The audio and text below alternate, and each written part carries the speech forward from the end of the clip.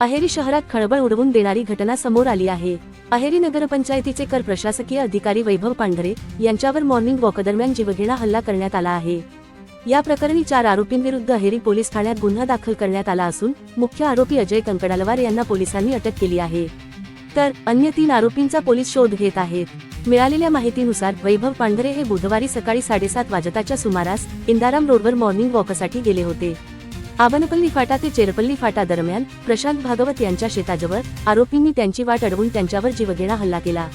नगरपंचायतीकडून अतिक्रमित इमारतीवर करण्यात आलेल्या कारवाईचा राग मनात धरून आरोपींनी प्रथम शिवीगाळ केली।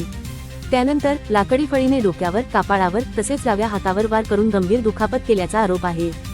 जखमी वैभव पांढरे यांना तातडीने अहेरी उपजिल्हा रुग्णालयात दाखल करण्यात आले असून त्यांच्यावर उपचार सुरू आहेत। घटनेची माहिती मिळताच आमदार धर्मराव बाबा आत्राम यांनी रुग्णालयात भेट देऊन त्यांच्या प्रकृतीची विचारपूस केली। त्यानंतर त्यांना जिल्हा सामान्य रुग्णालय गडचिरोली येथे रेफर करण्यात आले। या प्रकरणी भारतीय न्याय संहिता 2023 अंतर्गत विविध कलमान्वये गुन्हा दाखल करण्यात आला आहे।